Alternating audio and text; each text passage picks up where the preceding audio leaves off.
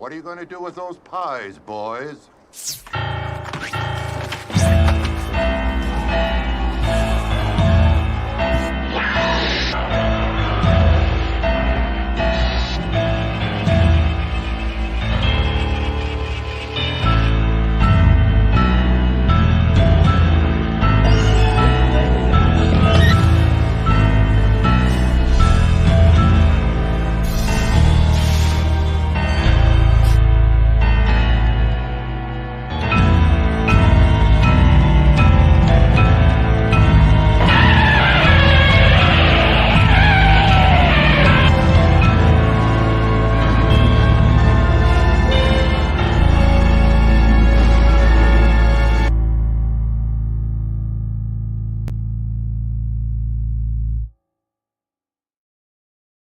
Hello, cadets, and welcome to another episode of General Howitzer's Big Monster Briefing Room, or what we just like to refer to as the Big Monster Briefing Room. Let me bring up my able-bodied assistant, Major Milliehazzard.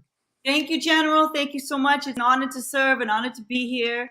So happy to greet the cadets. It's a very special show for us, a very special show. This is a very special show because we're going to get some insight into a infamous movie from 1971 called Dracula versus Frankenstein. We have somebody who was there for this training film, there for the making of this training film. He was Dracula in the film himself. His stage name is Zandorvorkov.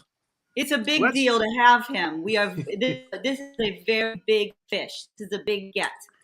Very excited to have him here.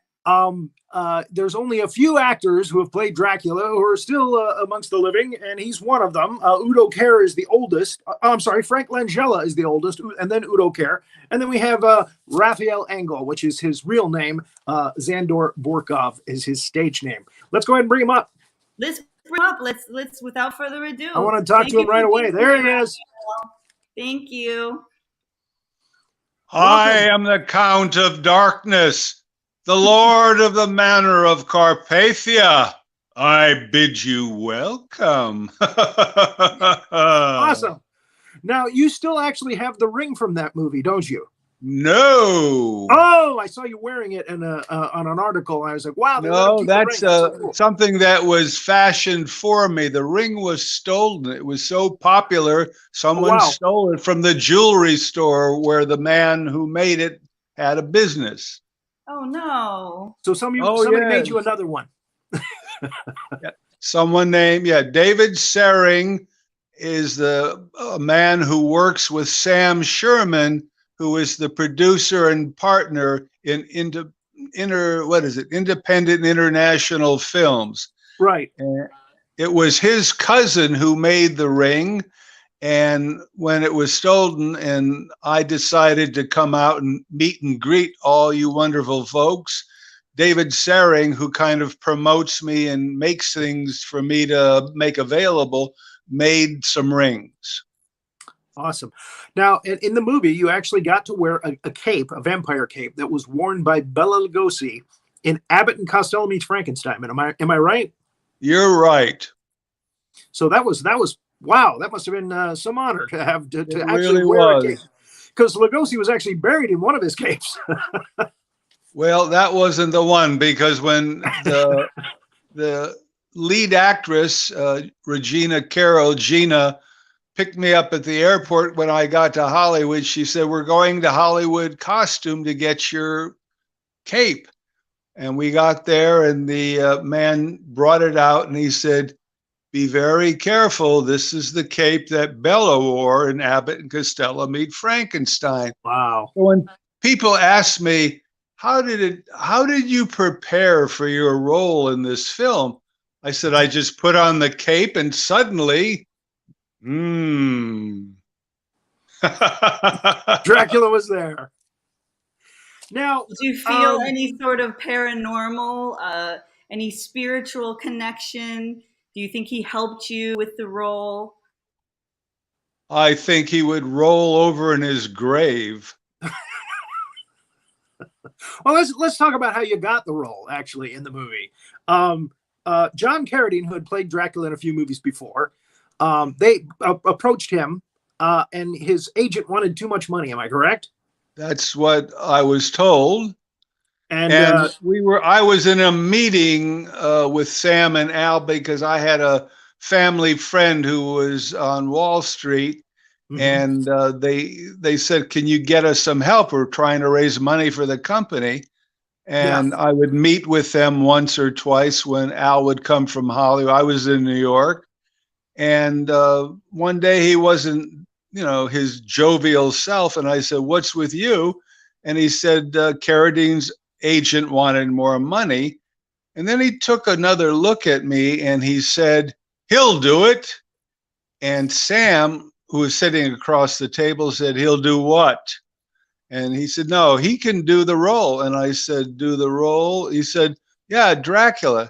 And I said, "Fellows, I'm not, this genre is not my cup of tea. I'm not really into it." And Al, being the wonderful guy he was and very intuitive, said, "No, I have a really good feeling about this." And boy, was he right. He said, "I'll take care of you. You won't have, we'll fly you out here. You can stop over and see your mother. You can, we'll take care of you across the board. We can't pay you much." Yeah. And I said, "You know what? This will be a big adventure." So off we went. That's the best way to jump into things like this. You were actually a musician, am I right? Not at all. Oh, I thought I'd read somewhere that you were a musician. You did have record stores in Greenwich Village, though. That's right. I managed a chain of record stores in the village after I got back from Vietnam. And that's where the man who introduced me to Al and Sam found me. He was a customer and he heard me interacting with the folks, and he came up and he said, "You got a real gift for gab. You can't be making much money here. I've got some ideas." So he introduced me to these guys, and I made the same amount of money working for them. But you were actually I'm sorry. I just want to know, were you a Dracula fan before this? Not at all. I had seen 2 movies. One was the original with Bela, and one was Abbott and Costello Meet Frankenstein. And that was the sum total. And, life has a way of, circling up, and I came full circle. Wow. And that was the only 2 movies. Yeah, that Bela played Dracula. Right. He had done a lot of vampire films, but those were the only 2 movies that he had actually played Dracula. You were actually, because you knew people in financial circles, you were actually helping them to get the funding for the movie. Right. And I actually was able to put together a screening with the man a family friend, and they saw whatever they saw, and they made Al and Sam an offer, which Al and Sam laughed at and said, "Thank you very much." And that was the end of that. But they went on to do what they did, and they helped so many people. Well, yeah, they together had made quite a few movies for the drive-in theaters: Cinderella 2000, Angels, Wild Women, Psycho a Go-Go, Blood of Ghastly Horror, Black Samurai with Jim Kelly. I mean, the list goes on and on. And you were actually in another movie with them. I've got it written here somewhere. Brain of Blood. Brain of Blood. Yes. You played Muhammad? Muhammad. Yeah. So you're actually in 2 of their films. That was a little short one. And the way I was made up, I probably couldn't go through an airport these days looking that way. I'd still be in customs. Now, another person who was kind of corralled into this was John Bloom, who played the monster in most of the movie, right? Played the Frankenstein monster. Right. Now, wasn't he one of the people that worked in one of your shops? No. What happened was when the first one was done in Hollywood, I went back to the life I had, and months later, or whenever it was, I got a call from Sam or Al saying, we have to redo the ending. There's been a editing problem. Are you available? So I said, yeah, I'll do it. So they said, we can't fly anybody out here other than ourselves. So do you know anybody, a big guy who could play Frankenstein? And the guy who owned the record store was a friend of mine, and I mentioned to this, and he became like a little boy. He went ballistic. I love this stuff. Yes, yes. So he became I guess the monster. His name was Shelley Weiss. Shelley Weiss. Yeah. Yeah. And so he did the second part, and he's the one who I tore apart at the end of the film. Yeah. What are friends for? We'll see that in the timeline, actually. Let's go ahead and start the timeline, and we'll start seeing what we can see in the movie that might jog a memory for you. Okay, I just have one more question. It's just how did playing Dracula change your life and your career? My career was, other than playing Dracula, I had I co-published a monthly magazine about people's stories called Spirit in the Smokies, and I was part of an international performance group called Playback Theater. So that was where my interest lay. And I basically, after the movies, I went my merry way until the man who owned Severin Films, David Gregory, contacted me because he was going to make a movie about the life of Al Adamson. Mm-hmm. And because he was a good guy and was very respectful, I said, I'd go ahead. I'd do it. I really don't do these things. It's not my cup of tea, so to speak. But he came to where I lived in Virginia and interviewed me. We had a really good connection. He said, when this is done, I'll get in touch with you. And 4 years later, he got in touch with me, and he said, it's done. It's a big success. We've screened it in Paris and London. He was from London and Canada, and now we're going to have the North American premiere at the Egyptian, Grauman's Egyptian, and he flew me out there with my wife to the opening, and he was showing Dracula versus Frankenstein as the secondary one. And the way it unfolded is there was questions and answers afterward. There's about 8 or 9 of us, a couple of actors, one of the film specialists, and a number of other people that worked with Al. And when the thing was over, he thanked everybody, told them to go see Dracula versus Frankenstein. And I got rushed. I mean, half the audience got up and came to the stage with photographs and posters. Please sign this. Please sign this. And very much like my condition, I was looking for the men's room. And I suddenly got into an altered space, and I started interacting with these folks, and I loved what they were saying. They were such wonderful fans, and it was so meaningful to them. I got into an altered state with them, and finally I said, enough, I can't take it. I have to pee. And a voice from the back said, Dracula doesn't pee. And a big guy came forward and says, make room for him to go through. This Dracula needs to. And off we went. So it changed my view of things to actually have interaction with such caring people who this movie and my performance made such an impact, as wild and wacky as it was. So it started my journey doing this, and it's become a wonderful experience. Yeah, you were very surprised in the beginning at the reaction, right? And how much of a reaction you got when you first did one of these, right? Yeah. General, do you mind if the fans had a few questions? Is that okay? Yeah. Well, everything's good. Maria had a couple of questions there we should ask. Go for it. So Pan asks, what was the best part of playing Dracula? What was the most difficult? And also, how do you prepare yourself for a role like Dracula?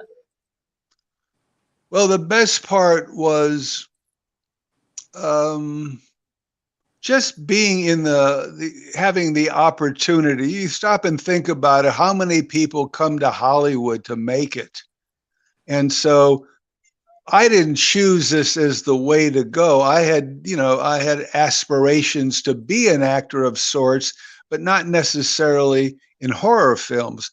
But the fact is, that's what I got. And so I figured, so many people try to make it, and look what's happened to me. Thank you, thank you. So that was the best part.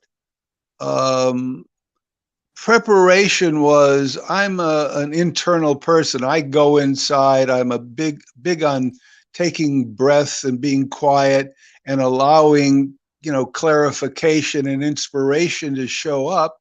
And that's how I prepare for everything. Mm-hmm. The worst part,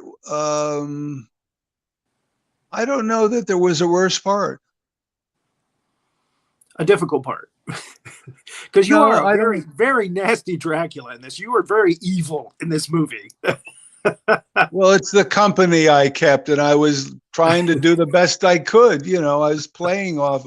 Jcarrolnaish was he and I had scenes together, and he got real ornery, and I kept going, what the hell is going on here? But I found out later he was in a great deal of pain. Right. This was his last movie, actually. Right. So, and since we're on that, Lon Chaney. Now he was notorious in his youth for drinking while he was working. He would tell people on the movie sets, "You got to get what you got to get before 3 o'clock. You ain't gonna get anything out of me after that." He would hang out with Broderick Crawford, and they'd drink while they were working. But I think he was way past that. I think that went on through the 50s. I think he was way past that when he did this movie. So again, do you have anything that you remember about him? No, I didn't. Rory, I didn't. General, I didn't work with him. This is a movie. It's 3 different movies edited together. Okay. So he was never on the set together. First or the second one, I don't remember, because they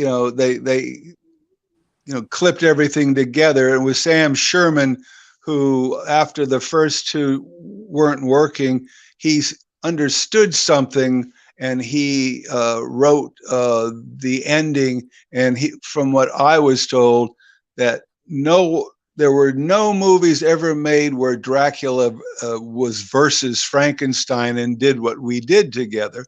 Right. So he took that and wove it together. And Al Adamson was right. Even though it came out to be the wild and wondrous thing it became, from what I was told, it was the biggest grossing of all their 30-some films, and had the biggest fan base. They sold the rights to MGM Television, and Sam Sherman told me this thing's been shown all over the world. Right. Because it really is homage to those earlier Frankenstein, Dracula, werewolf movies. Exactly. Okay. So we start out with Independent International. Are they a company again, you said, or? Well, Sam Sherman is the company. He was he and Al were partners. That was their company. Al is no longer with us. And our training film opening credit, Dracula versus Frankenstein. This movie was rated GP. But there was nudity in it, which I found. As I was watching it, I hadn't seen it in a few years. As I was watching it, I was remembering it as being a lot more grisly and gruesome than it was. But a lot of that is implied. Some of it isn't, but some of it is. And I'm like, this is GP, really? And there you are, introducing Zandorvorkov. And we open up in a cemetery where you are getting the body of the Frankenstein monster, which is chained down in its coffin. And of course, and I find this ironic that the man that comes up upon you in this cemetery looks kind of like John Carradine. Interesting. So, of course, you put the bite on him. And the fangs. You are wearing the, and I've got a pair here. the actual plastic Halloween fangs that kids get for 50 cents in the dime store. Am I right? No, that was only at the end when they had to reshoot the ending. They had a Hollywood makeup artist who put makeup on all of us, and they had these individual fangs which they jammed into my gums that hurt quite a bit. Ouch. Yeah, and so John Bloom had the hardest part. He was in makeup for hours. They layered all this stuff on him, and and so only when I got to upstate New York to reshoot the ending did the plastic fangs come out, and I went. They had to use the plastic fangs then. And I noticed that in the last 15 minutes of the film, your makeup is different. and you notice? Yeah. it's like he's gone full out Dracula now. He's pasty and with the black circles around his eyes, and the Frankenstein monster has claws instead of hands. Right. So that would explain it, because they had to reshoot the ending, and that actually starts when you're tying up. I guess her name is Judith in the film. Right. And the Frankenstein monster comes out, and the whole flare in the face thing, where you shoot the good guy with your ring. So we go to a circus, and underneath the circus, under the boardwalk, somebody is killing people and kidnapping women, killing them. And that is Judith's sister. And then we go to Vegas, and Judith Fontaine is a singer with a couple of guys that look like they're hating life. And then she comes to, I guess it's Venice Beach in California. I'm trying to think. No, I think it was actually the Hollywood area. And I don't know where you got Venice Beach. I may be wrong, but I thought I heard somebody in the film say it. I'm sorry. Well, actually, yeah, that's right. The boardwalk was, it wasn't Venice. It was further south, and it escapes me where it was. It was a real amusement park further down. So we find out that there is a Dr. Duray's House of Horrors. And this is another character actor who's, and I know I wrote his name down. Angelo Rosito, who was actually in Freaks, Todd Browning's Freaks. And after this, he did Mad Max Beyond Thunderdome. So he's been in quite a few films, playing grisly characters. There he is in Freaks. And there he is with Lugosi in a movie. And of course, Mad Max Beyond Thunderdome on the right there, where he plays part of Master Blaster. And then we have two kids that come into the fun house, so we can set up the fun house. Oh, great. My list is not coming up on my computer here. And then we get jcarrolnaish, who's really Dr. Frankenstein, but he's Dr. Duray. That's his nom de plume, his alias. And he's showing them tricks in the House of Horrors. And this is where we see Lon Chaney as Groton, his assistant, which, by the way, he's kind of a combination between the Wolfman when he becomes, crazy and goes under the dock, and Lenny of Mice and Men with the little puppy. Right. So I thought that was a nice touch.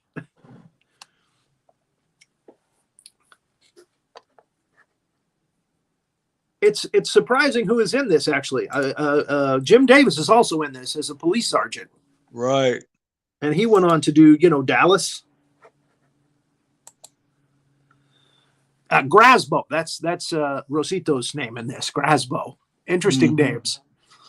So, basically what Frankenstein is doing, Dr. Frankenstein, is he's trying to get blood from terrorized women for some kind of serum that he's making that will do all kinds of amazing things to the human body, I'm guessing.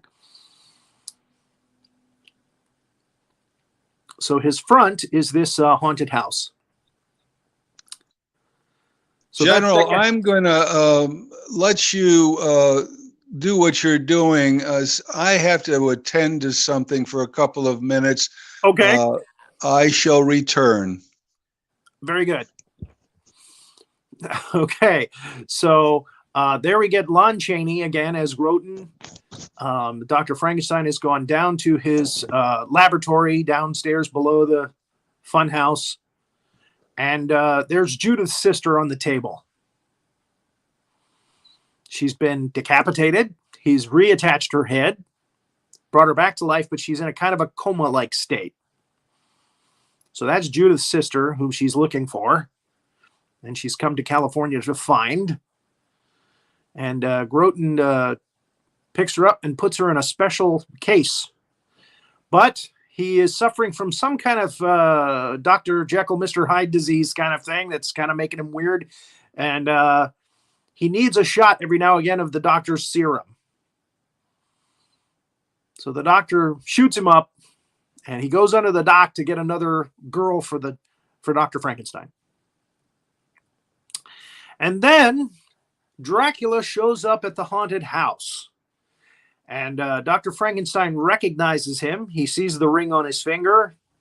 And again, this Dracula ring was only used in this film. It was specially made for this film. And again, it looks like a devil's face. And he tells Dr. Frankenstein that he needs his serum. He has plans for it. He's going to make an impervious super army of vampire men or women.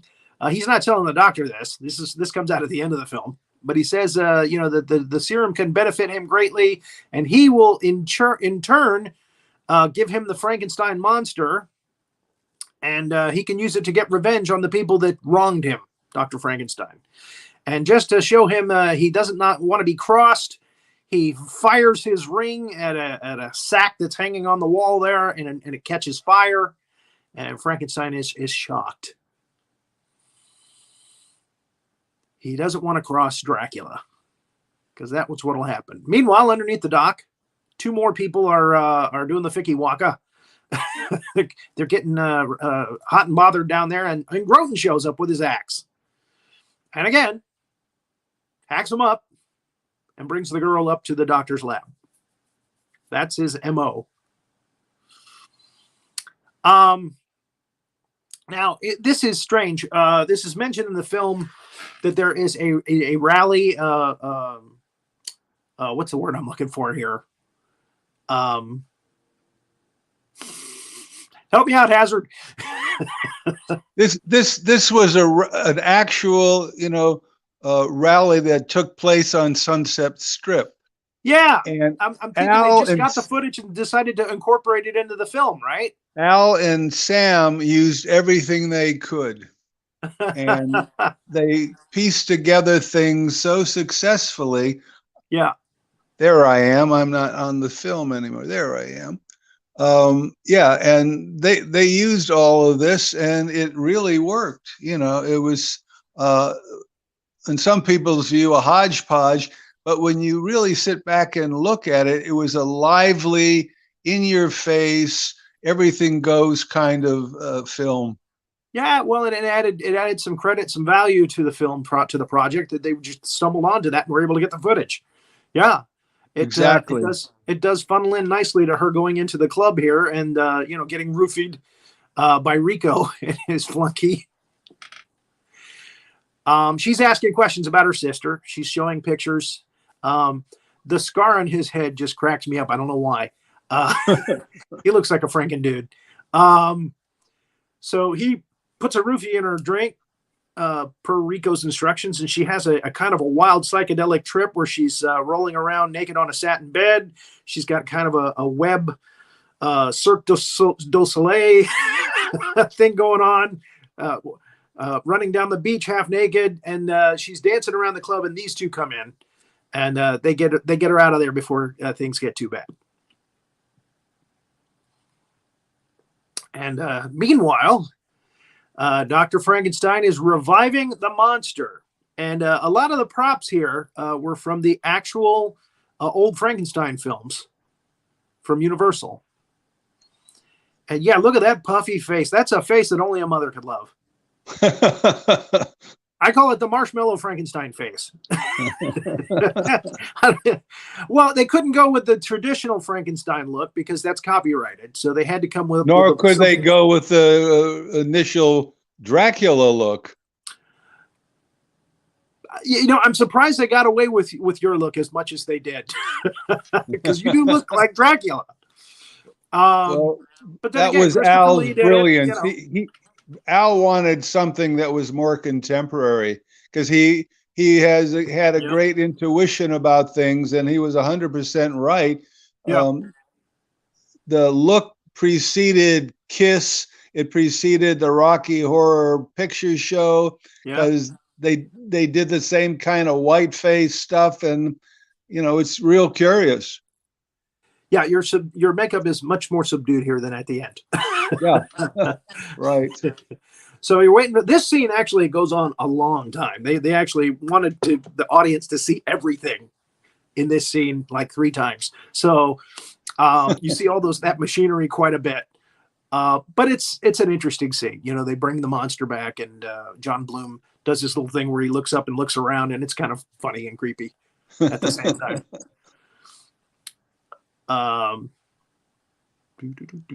So that one on the left there is definitely from the original Frankenstein movies, Frankenstein Bride of Frankenstein. Well, this was Strickfaden stuff, and when I came on the sound stage to do my bit with all of this, they said, "Whoa, whoa, whoa! Stay way back. This stuff is live. You'll be fried in no time if your cloak gets close to it." You don't want to get that Bela Lugosi cape sparked up. Right, flared up. Right. It's flammable. And then there's another one there. Now what Dr. Frankenstein is next to, that looks like somebody's desk that they made up like a doctor desk. Anyway, that doesn't look like an original. Okay. So there he is, lifting his head up to show that he's revived. And again, they came up with a kind of a bar across the front of his forehead there, which is an interesting. And again, the bolts that were usually on his neck were up there on his temples to be connected to. And since we're talking about Frankenstein performance here, Bloom did an okay job. But you can really tell that Shelley Weiss is getting into that character. He really is enjoying playing that character at the end of the movie. He put it all in there. I mean, he just really enjoyed himself. And here's Forrest J. Ackerman, the editor-in-chief, the creator of Famous Monsters of Filmland magazine. How he got into this, that was a genius stroke by Adamson and Sherman, because they knew that if he was going to be in this film, he was going to put you in the magazine and get to literally hundreds of thousands of fans. So he plays Dr. Beaumont. And you're waiting for him in his car. And we have a friend. His name is Rory Penland. He's the man of 1,000 voices. But I also consider myself to be a pretty good impressionist. I would like to do an impression of you, if you don't mind, in this scene. You need to get out of the car, Dr. Bowman. Okay, that's it. That's that's the whole thing. So, and I don't have you missed one of my favorite lines. When we're driving, I suddenly show up in the car, and we're driving, and I think it's right there, and I turn to him and say, "And this is going to be revenge or whatever it was. Make a left here." Now I didn't even hear that when I was watching. Yeah, it's right. I think it's I'll have real to watch close. That again.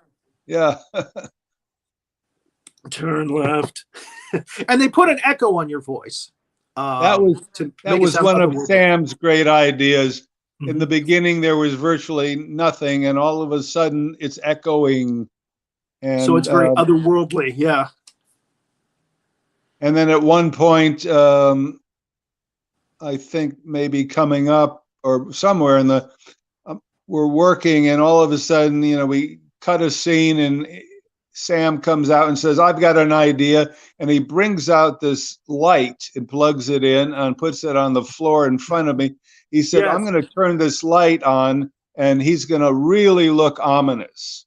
So he turns this really bright light on, And Al says, action, and we start doing it, and I blink. And when the scene is over, cut, I said, hey, did you notice, that I blinked? And they said, oh, no problem, we'll cut it. And did they? No. That's guerrilla filmmaking for you. Right. Quick, let's shoot it. Let's get on to the next take. So back in this scene here, I have to ask, because you were there. You're in the bucket seats in the car there. When John Bloom was manhandling Dr. Beaumont, was there a stunt double? Or was it actually Forrest J. Ackerman? No. And it was Forrest, and nobody knew till afterwards he had something wrong with his shoulder, and he really hurt. No. Yeah. Oh, no. That's Forrest J. Ackerman right there. Yeah. Oh, wow. I had to ask that. I'm sorry to hear that he hurt him, though. Nice little symbolism there, the red taillight as Dr. Bowman dies. Use everything. Yeah, it's there if you look for it. Adamson knew what he was doing. So yeah.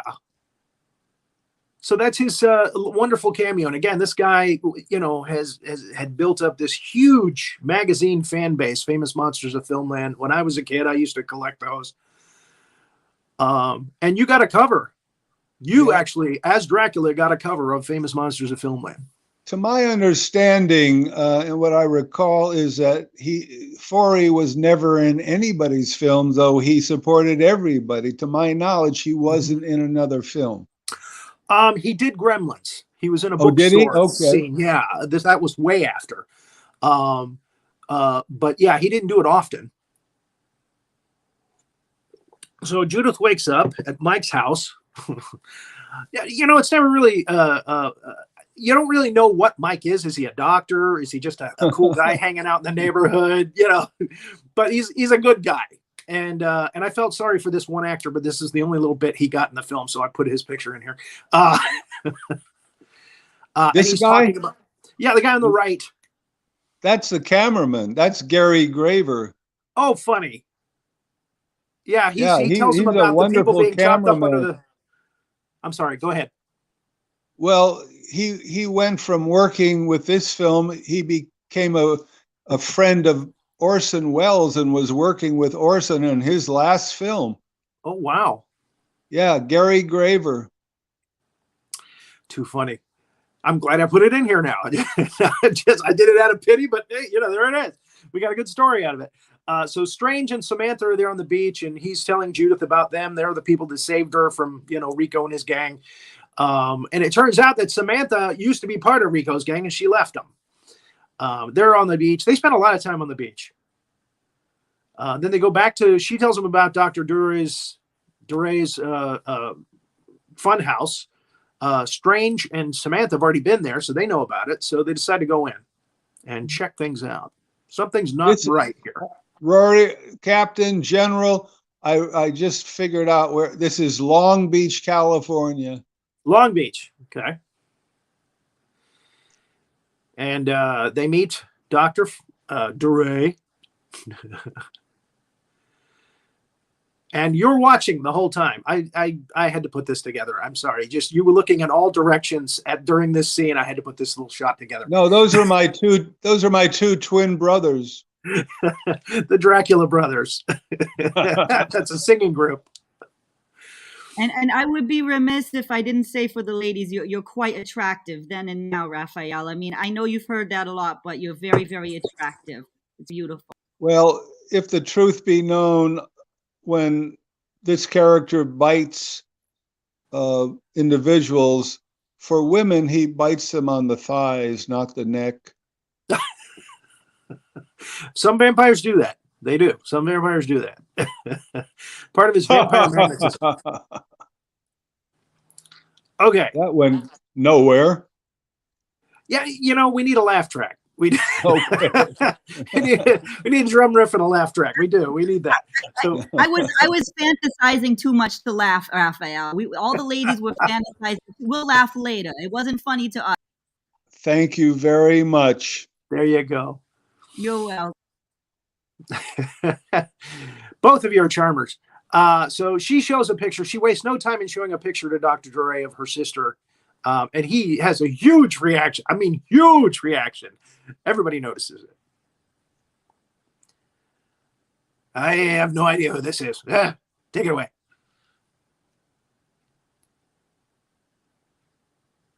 So he gives a picture back to her. They go outside, and Rico's gang shows up.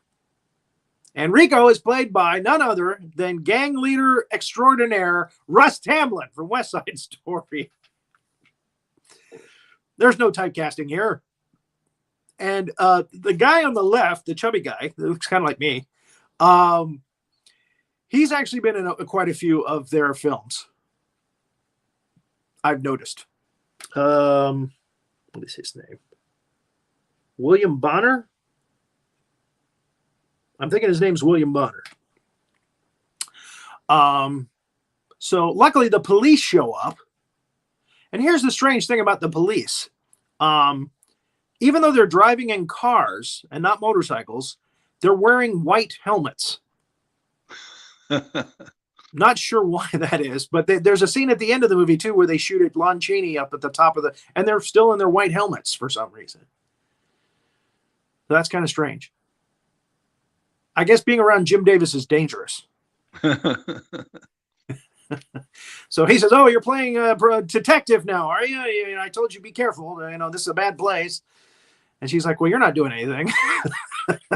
Not in so many words, but that's the look. So yeah, she's trying to find her sister. She is getting distracted though by Mike, who's very attractive to her. They end up on the beach again, and a romance blossoms. Meanwhile, back at the lab, Frankenstein continues to work on his serum, and unfortunately, Groton has another attack, and he needs a little bit more of the serum. Now, this is how I want to remember Lon Chaney right here. That looks like a scene out of Breaking Bad. So he actually did a few movies after this. His career has spanned a long period of time. And there they are smoking on the beach, which means they probably, like John Lennon said, did it in the road. Now, speaking of which, in a car not far from there at nighttime, the Frankenstein monster gets another girl from there. Just rips the door right off the car, pulls her out, clonks her boyfriend, and the police show up. Now, this was actually before the TV show Kolchak the Night Stalker, which was notorious for having police show up on monsters and monsters just making short work of them. So it happened here first. The Frankenstein monster made very short work of these two police guys, even though they were shooting at him. And again, that might have been a factor in the Kolchak the Night Stalker doing that a lot on their show. Influence. Underneath the boardwalk, they see the trapdoor under Dr. Dore's House of Horrors. They can't open it, and so they get sidetracked. What can I say? She's into him. And this is interesting. Samantha is underneath there as well. They didn't see her. She's eating a box of Kentucky Fried Chicken. I swear to you, it's product placement. And Rico and his guys show up. They mess around with her until Groton shows up. And Groton, chops them all up. And he takes Samantha up the ladder there, up to Dr. Dore's. And then Mike hears it. Did you hear that? Usually the guy doesn't say that, when you're making out under the dock. Usually it's the girl that says that. Did you hear that? So, yeah. So they see that the trap door is open. They need to get into Dr. Dore's. They have to get past Angelo's character, Grasbo. But they get into they find the doctor's lab. And she finds her sister. And the doctor shows up and he tells them his evil plan. There's the naughty part. That's the one piece of nudity in this, and that's Samantha. And Grasbo and Groton both show up to surround them. Now they're surrounded by old guys with axes.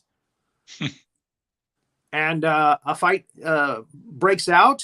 Grasbo, unfortunately, is standing on top of the platform, and it goes out from under his feet, and he falls on an axe down on the beach. And he knocks the little puppy cage down there, too. So the puppy's out. So the doctor says, Groton, get the girl. And then he pulls out his gun and starts shooting towards Mike. Gets him in the shoulder. She manages to find a window to get out of, but Groton is on her heels. And that's when Strange shows up with the police in their white helmets. and Jim Davis. Now, she ends up on the roof, I guess, of the haunted attraction. And Groton is chasing after her, and they see it.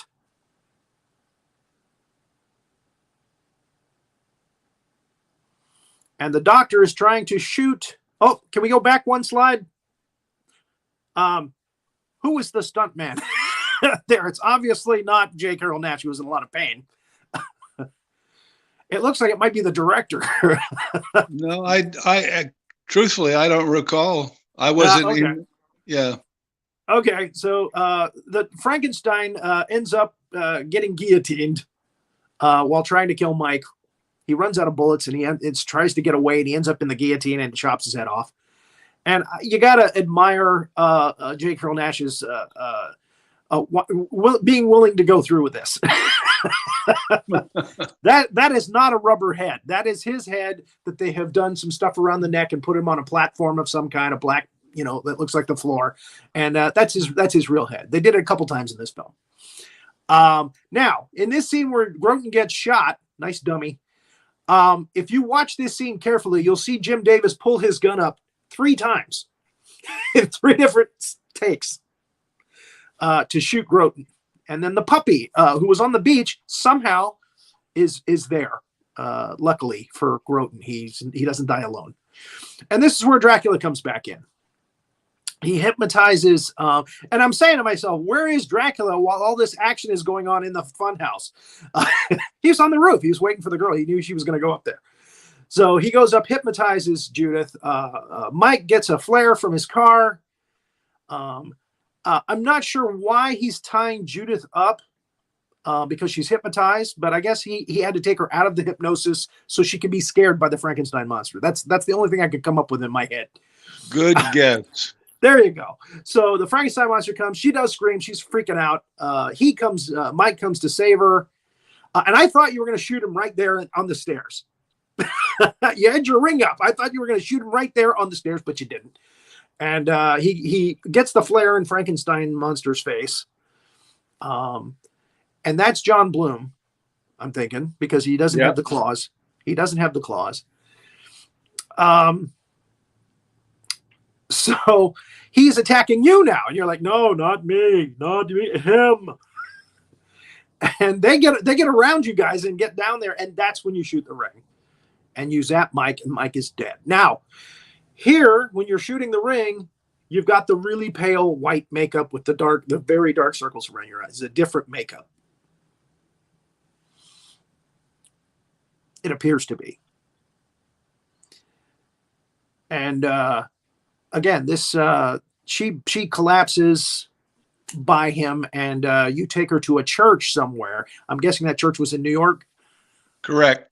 Okay, and the Frankenstein monster becomes enamored with her, and you're going to bite her. Obviously, you're lighting candles. You're getting excited about the whole thing, and there's the fangs, and the monster. Says no, I'm not gonna let you do that. And there's where the claws take the ring off your finger. He actually knows you're more powerful with your ring, so smart for the monster. And then you end up outside, and the sunrise is approaching. So you guys lumber out into the woods, and a fight ensues. He's coming after you. You're telling him get away. and you tell him that you're going to rip him apart just the way Frankenstein made him.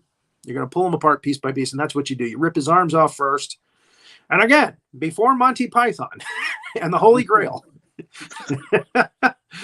Influence. So you rip him apart, and the sun's come up now. And you've got to get back to the church. So you run back to the church. But unfortunately, you just make it to the front doorway there. And here is the decay, the transformation into your decayed, terrible self. She finally gets free, even though her wrists are bleeding. She picks up your ring. Now, this is the strange part. She picks up your ring, only to throw it by your corpse outside. And what is that? Are those supposed to be ashes? It looks like they took some weeds and stuff and threw them there. That's exactly what they did. Al and Sam told the cameraman, "Don't turn the camera off." He got all the people who were helping on the ground around me, and they said, "Here's what we're going to do. I'm going to say action, and you're going to make faces, and then I'll say hold it and cover the camera with your hand." And they took everything on the ground and threw it on my face. Action. They did it 2 or 3 times, and it was fun. Yeah, I mean, Dracula decayed into garden mulch. Right. And nobody's ever caught that, General. That's very cool. So the last thing we see is the ring, the Dracula ring, specially made for this movie. And that's probably the day it was stolen, is my guess. Right. So, and we get the end credits. And again, it's a piece of history. It is considered, as a continuation of what we as kids had seen before with Frankenstein, the Wolfman, Dracula. Why not? Why not? So it's definitely homage, that's for sure. So any other stories from this film that stand out with you as far as the experience? Well, something that comes to mind when you're mentioning the ring.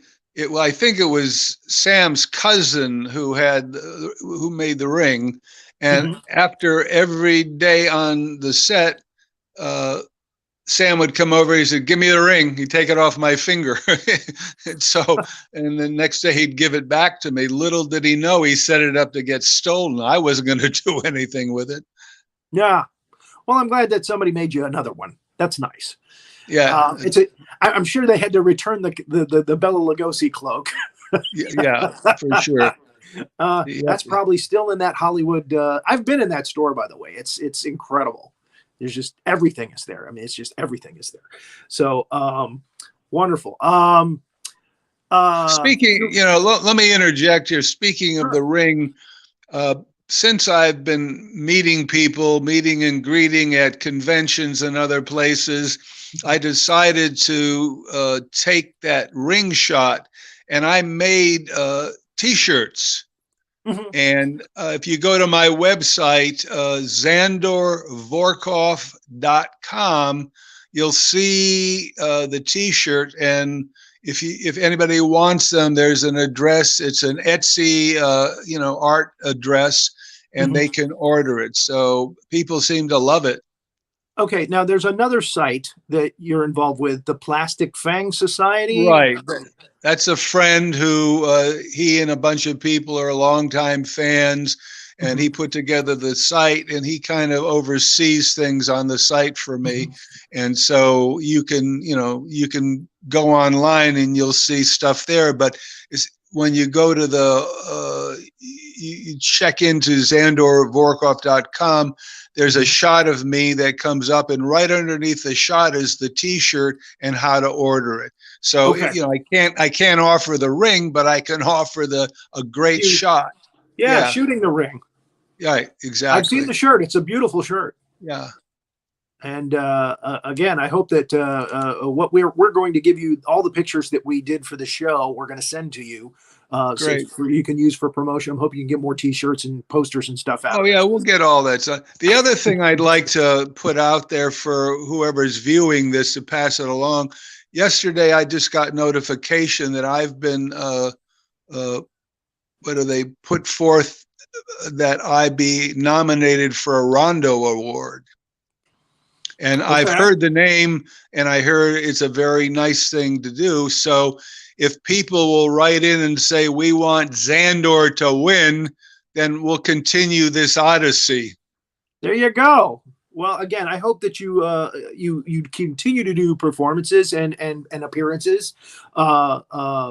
You're a delightful person to talk to, and again, you're sharp as a tack. You remember a lot of stuff. That's a long time ago, 1971.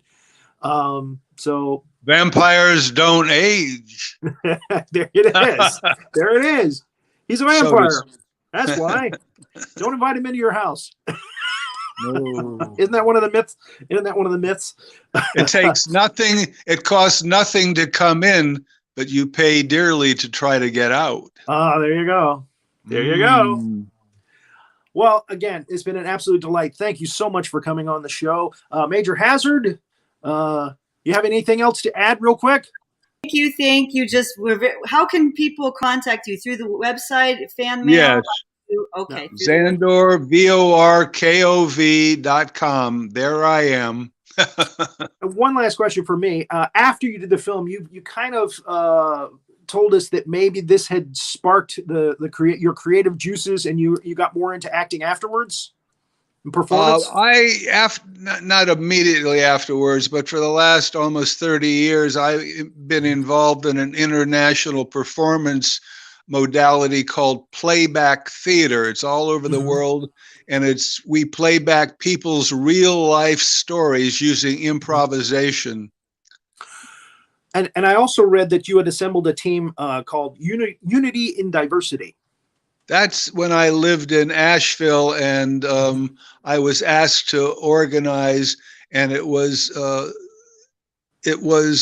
something for the city to bring together things that we're seeing happening in the world right now, bringing all the races together, all the cultures together. And I did the first one, and there were a couple of others that I blessed and oversaw, where people had the opportunity to live it, not just talk about it. Well, that's great. That's wonderful. Again, thank you for all that you do for performance and for what you've done with this film. And again, like you said, it's endearing. I mean, a lot of people, again, love you for being in this film and doing what you did. Thank you very much. And again, I'm going to push the rondo. I don't know what it means, but it seems like a nice fitting thing, so I can continue to do the work. So the Rondo Award, look for that online and see if you can vote for it. Yeah, people are asking again for that information. Remind us one more time how to vote for you. Zandorvorkov.com. Right now, the Rondo information isn't on it, but the shirt is.